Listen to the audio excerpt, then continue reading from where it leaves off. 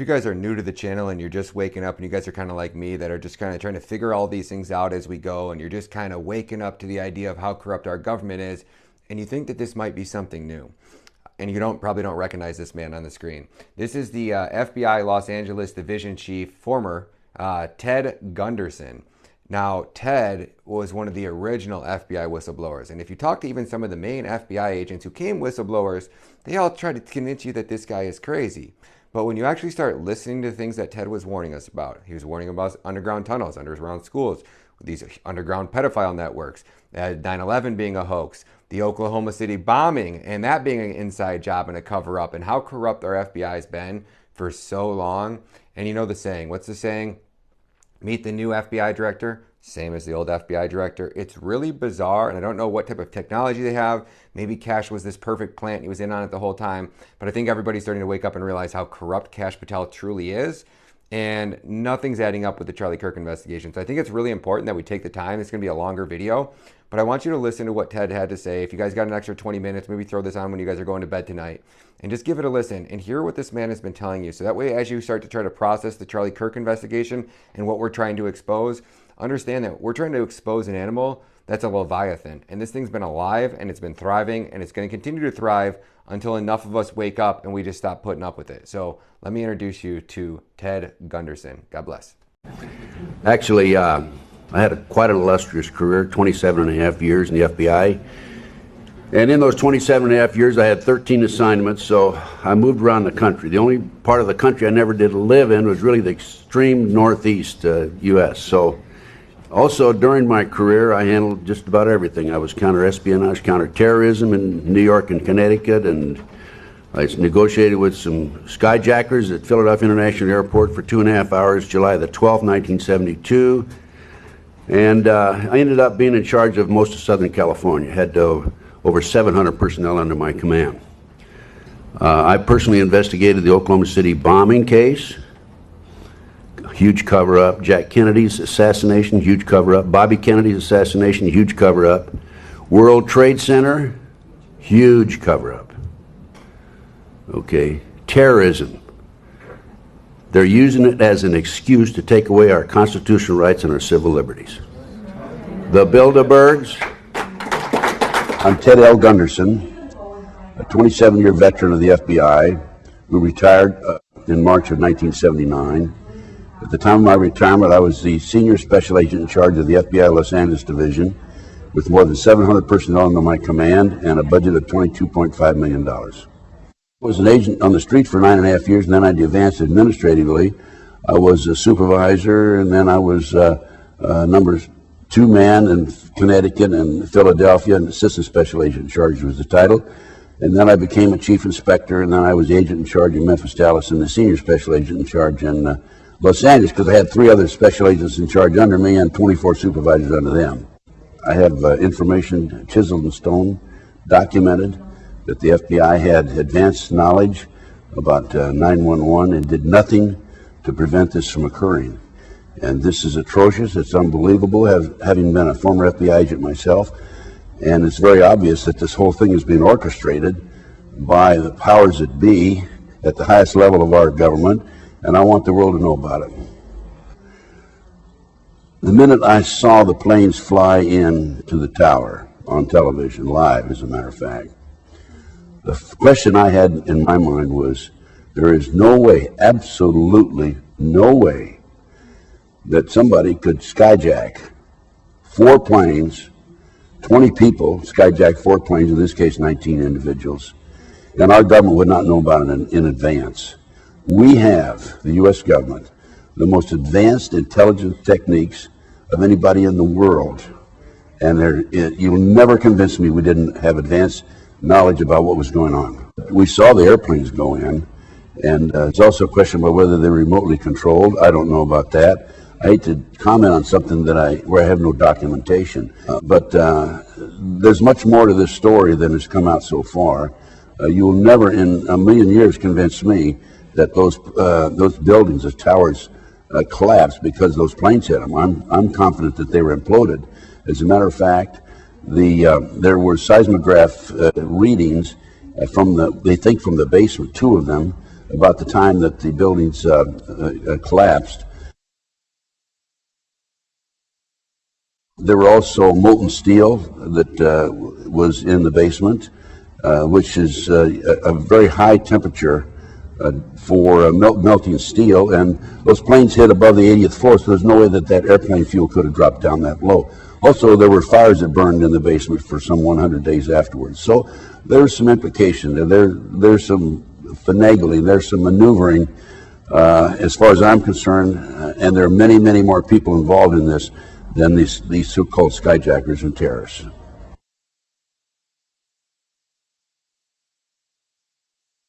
The anti-terrorism legislation was written back in the middle 1980s under the George Bush Sr. administration. A female Department of Justice attorney, who was one of the authors, made the statement publicly: before this passes Congress, people have to be killed. Now, if we fast forward to a World Trade Center car bombing in February 1993. At that time, the FBI had a 43-year-old former Egyptian army officer as an informant who was in with the terrorists. He was commissioned by the terrorists to put the bomb together. He went to his FBI superiors: we're going to use a dummy bomb, right? And they said, no, we're going to use a real bomb. So the FBI not only knew in advance that they were going to bomb the World Trade Center, they furnished the ingredients for the bomb, which is absolutely unbelievable that they get away with this. What's unbelievable about it is this was actually printed in the New York Times on October 28, 1993. But they got away with it. And if I was a congressman or senator, I would demand an investigation. Why would the FBI furnish the ingredients for the bomb that brought down or that had damaged the World Trade Center in February 1993? We had 6 people killed there. We had 1,000 people injured. We had a total of 6 citizens who died in the February 1993 World Trade Center car bombing.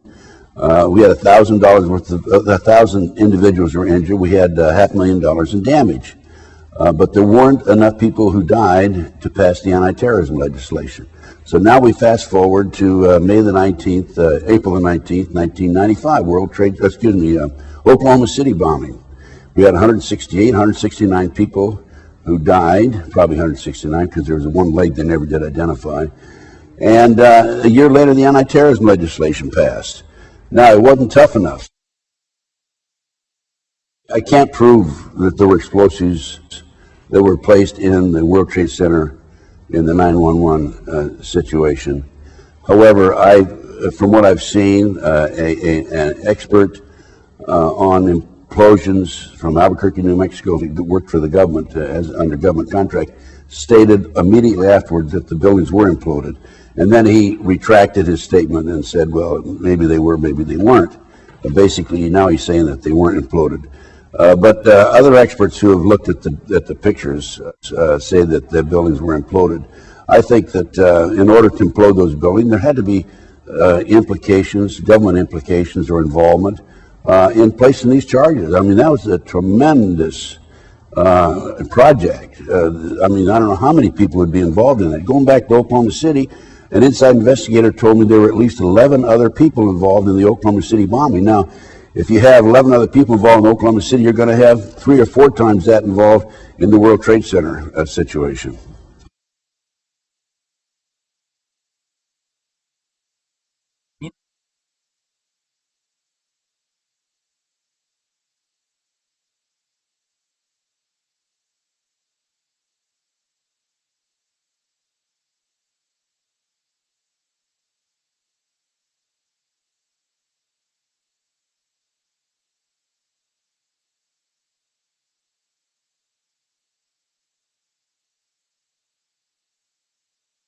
Going back to Oklahoma City, the government claimed that there was a fertilizer, ammonium nitrate fertilizer bomb in the truck. Initially, it came out, I think, with 1,500 pounds, and then it's 2,500 pounds. And in the end, they said 4,800 pounds. A fertilizer bomb explodes in 360 degree, but there's no question about it. The bomb that was in that truck was a directional bomb. Now, there was a bomb called electrohydrodynamic gaseous fuel device that was developed in the early 1980s, highly classified. It was developed by Hercules Manufacturing in Silicon Valley, California. At the time of the first explosion in the experiment in Area 51, 2 technicians died because they underestimated its the power and the strength of this bomb. My informant, my main informant, Michael Riconosciuto, whose firm, Hercules Manufacturing, actually developed this bomb. Michael was with the agency for years, as was his father, Marshall, told me that the bomb, the truck bomb in Oklahoma City, was this electro-hydrodynamic gaseous fuel device. We call it a pineapple bomb because it's the size of a pineapple, but very, very powerful. And then what I think happened in Oklahoma City is that we had the pineapple bomb go off, and then 9 seconds later we had a conventional bomb go off on the inside. With regard to this proceeding, basically there are 4 elements that I have to receive information regarding.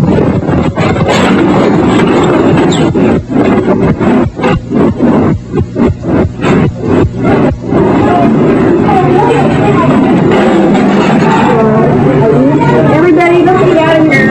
Now, what's the electricity line?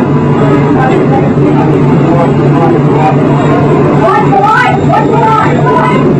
Yeah. On the main door. All the way to the right, I have a newspaper article, actually a publication from the Fireman's magazine, where the author, who is the editor of the magazine and obtained the information from the Oklahoma City Fire Department, states that 4 unexploded devices were brought out of Oklahoma City, the Murrah building. That 4 unexploded devices were brought out of the Murrah building. This is in this article, Fireman's publication. I think it was September of 1995 when it was published.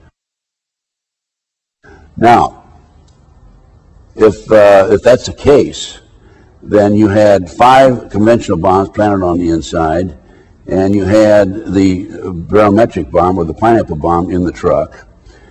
And now we have the news media. I have copies of the news media that were recorded that afternoon, the afternoon of Oklahoma City, and reporter after reporter after reporter has made the statement, oh, they recovered a bomb that was unexploded.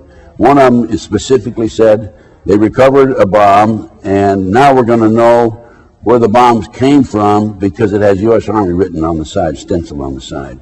So we have, and McVeigh, as far as McVeigh was concerned, I think McVeigh was a mind control victim. The government said he's flunked out of Special Forces. I doubt that. I think he was in Special Forces. He wrote a letter to his sister saying he'd been recruited by the CIA to be trained as a professional assassin and also to work on the CIA drug operation. And he was visited in Oklahoma City and in Colorado when he was in custody by Dr. Jolly West, DLA. Dr. West is the foremost expert on MKUltra. MKUltra is a government CIA mind control program. I had absolutely no knowledge of the project, MKUltra, the Monarch project, during the period I was in the FBI. It was only after I got out of the FBI and I started doing my own research. And that came about because I was the investigator of the Jeffrey R. McDonald case. He's a former Green Beret doctor who was convicted of murdering his wife and 2 children in Fort Bragg, February 17, 1970. And he was tried and convicted, sentenced to 3 consecutive life sentences. I was called into the case after he'd been tried and convicted. His friends said he's innocent, and I began my investigation. And within 10 months, October 25, 1980, I obtained a signed confession from a girl, Helena Stokely, who said Dr. McDonald did not commit those crimes. They were committed by her satanic cult group. The satanic cult group was distributing drugs up and down the East Coast that were being flown in plastic bags of the body cavities of the dead GIs coming out of Southeast Asia. And this is the late 60s, early 70s. This is all documented. Time magazine, January 1, 1973. Dr. McDonald is absolutely innocent, and he's in jail today, 20-some years in prison. Now, the reason I tell you about that case is because after I developed this information and went public with my confession from Helena, I was on national TV, I was on radio talk shows, And people came from all parts of the United States and said, hey, I know all about that, satanic cults, it's for real, I'm a victim, et cetera, et cetera, et cetera. And that's how I became involved and embroiled in these very controversial issues. And then I started doing my own research, and one thing led to another.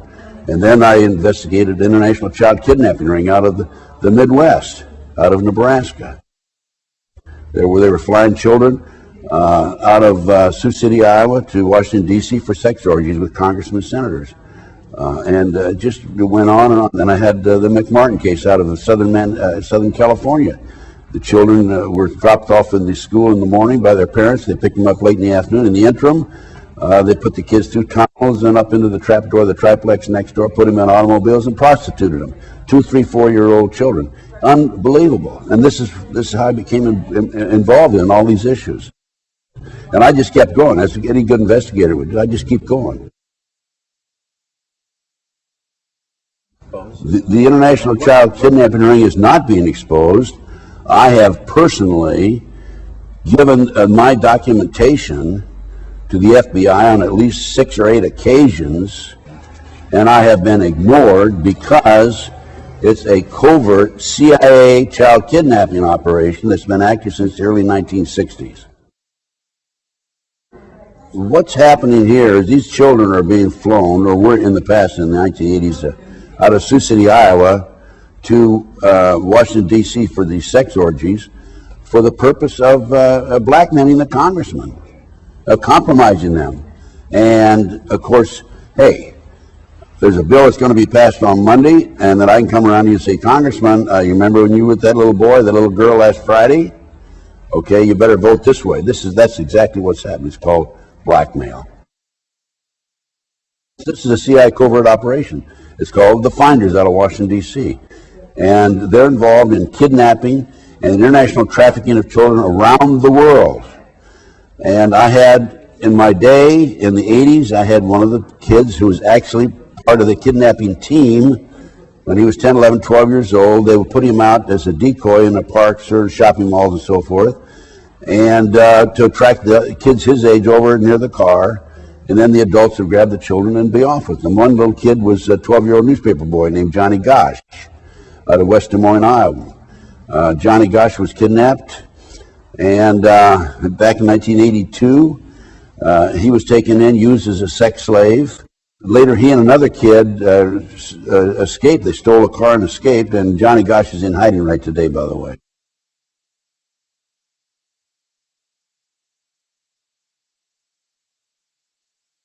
The children are used for body parts. They're used for satanic ceremonies, human sacrifices. They're used as sex slaves. In 1997, I think it was, I was in Denver giving a lecture.